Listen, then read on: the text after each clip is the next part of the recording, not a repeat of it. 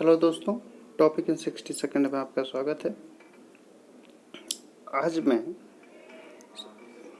COP26 जो हुआ था ब्रिटेन में, तो उसमें भारत के प्रधानमंत्री ने पंचामृत प्रतिज्ञा के जिक्र किया था।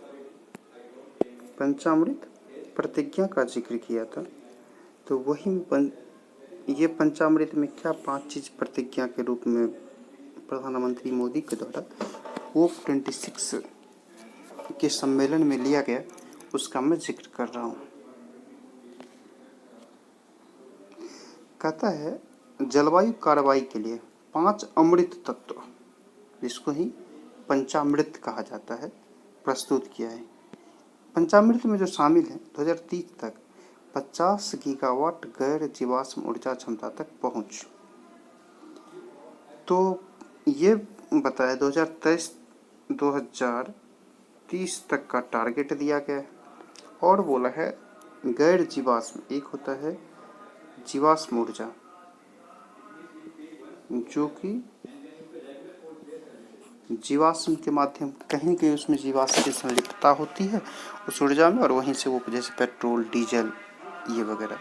और एक होता है गैर जीवाश्म ऊर्जा, जिसमें जीवाश्म चीज़ों की कोई उससे ऊर्जा जो उसमें कहीं मिलावट या कहीं मिला हुआ नहीं रहता, उससे ऊर्जा की प्राप्ति होती है। जैसे सौर ऊर्जा हो गया, हाइड्रोजन ऊर्जा हो गया, आजकल मीथेन ऊर्जा की, स्वच्छ ऊर्जा की बात चल रही है, पवन ऊर्जा हो गया, या जल ऊर्जा हो गया, परमाणु यूरेनियम से जो बनते हैं, यूरेनियम से परमाणु ऊर्जा, तो ये सब जो ऊर्जा कहते हैं गैर जीवाश्म हो गए। ठीक है, तो गैर जीवाश्म की कितनी क्षमता तक पहुंचा देंगे? 500 गीगावाट। 500 गीगावाट 2030 तक प्राप्त करने का लक्ष्य। सेकंड भी 2030 तक ही लक्ष्य क्या है? तो यह नवीकरणीय ऊर्जा से अपनी ऊर्जा आवश्यकताओं को 50% की आपूर्ति। एक होता है एक गैर जीवाश्म, नवीकरणीय और नवीकरणीय। अब जब गैर जीवाश्म ऊर्जा और नवीकरणीय ऊर्जा में समानताएं भी कुछ मिलती हैं। तो नवीकरणीय ऊर्जा ऐसा जिसको बार बार प्राप्त किया जा सकता है, और नवीकरणीय जिसको बार बार प्राप्त नहीं किया जा सकता। मान लो पेट्रोल डीजल का आपने यूज किया, एक बार जब यूज कर लिया दोबारा पेट्रोल डीजल, वो पेट्रोल डीजल नहीं मिलेगा, पेट्रोल डीजल नहीं। अब सौर ऊर्जा है, सौर ऊर्जा क्या है? निरंतर मिलती रहेगी, सतत मिलती रहेगी, लेकिन पेट्रोल डीजल एक समय आएगा ऐसा वो खत्म होना ही होना है। तो इसलिए इसे नवीकरणीय ऊर्जा कहा जाता है। और ये बोल रहा है कि ऊर्जा आवश्यकता जितनी है, हम लोग को जितना ऊर्जा की, मान लो कि उस समय 1000 गीगावाट या 1500 गीगावाट की आवश्यकता होगी, 750 गीगावाट किससे मिलेंगे? नवीकरणीय ऊर्जा स्रोत से। तो इसके लिए ऊर्जा आवश्यकता 50% और लक्ष्य 2030 का। ठीक। थर्ड नंबर जब देखते हैं, तो कुल अनुमानित कार्बन उत्सर्जन कम से कम 2030 तक 1 अरब टन की कटौती। आप देखो 3 नंबर में जब गए तो क्या आ गया? कार्बन उत्सर्जन में कमी। पहले गैर जीवाश्म ऊर्जा पे थे, नवीकरणीय ऊर्जा पे आए, उसमें 500 गीगावाट उत्पादन की बात थी। इसमें बोला कि ऊर्जा आवश्यकता की आपूर्ति कितना 50% कर देंगे नवीकरणीय ऊर्जा से। अब कार्बन उत्सर्जन में कमी, वो भी कितना? 1 अरब टन। 1 अरब टन कब तक? 2030 तक। ठीक है। कार्बन उत्सर्जन ऐसे समझिए, कोयला जलाते हैं या लकड़ी जलाते हैं, तो कुछ भी ऐसी चीज़ें जब जलता है तो वहाँ पे जिसमें धुआं होती है उसमें कार्बन डाइऑक्साइड निकलता है। वैसे उत्सर्जन को, जैसे रेल चलती है, बस चलता है, उससे धुआं डीजल पेट्रोल वाले से निकलता है। तो ये सब चीज़ें से उत्सर्जन को बताया जा रहा है 2030 तक में। और ये व्यापक स्तर पे कार्बन उत्सर्जन, कंपनी से कार्बन उत्सर्जन होता है। ऐसा नहीं है कि सिर्फ मोटर वाहन या चूल्हे से ही सब सारा कार्बन उत्सर्जन होता है, अन्य स्रोत भी हैं कार्बन उत्सर्जन के, आप नेट पे सर्च कर सकते हैं।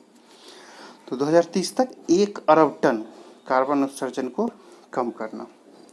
वर्ष 2030 तक अर्थव्यवस्था में कार्बन तीव्रता में 2005 के स्तर से 45% की कमी। ये बोल रहा है कि कार्बन तीव्रता में क्या करेंगे, 2005 के स्तर से 45% कमी। दैट मीन्स कि मान लीजिए 2005 में 100 हो रहा होगा तो 65 के कितना करेंगे 2030 में। ठीक है, अभी तक आपने 4 पॉइंट पे अंतिम लक्ष्य टारगेट ईयर अगर कहा जाए, अभी आपने 4 पॉइंट तक देखा है। इसमें क्या है, टारगेट ईयर जो है वो 2030 तक है, याद रखिएगा। इसमें नवीकरण ऊर्जा आवश्यकता की 50% आपूर्ति नवीकरणीय ऊर्जा से और 2005 तक के स्तर से 45% कम कार्बन तीव्रता में करना है 2030 तक। ये सब एक है गैर जीवाश्म ईंधन का 500 गीगावाट ऊर्जा क्षमता तक पहुंच, नवीकरणीय ऊर्जा 50% की आपूर्ति, ये देख लिए हैं। और कार्बन उत्सर्जन एक है 1 अरब टन कटौती। अब फिर आती है एक लक्ष्य है ऐसा जिसके लिए टारगेट ईयर है 2070। ये क्या है, target year.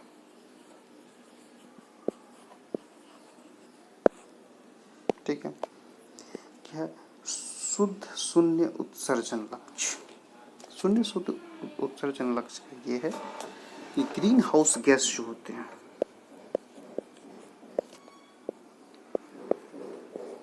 Green house gas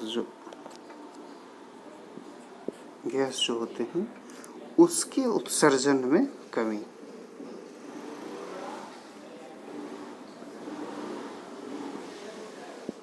उत्सर्जन में कमी ना करके आप ऐसे कह सकते हैं कि जितना उत्सर्जन होगा ना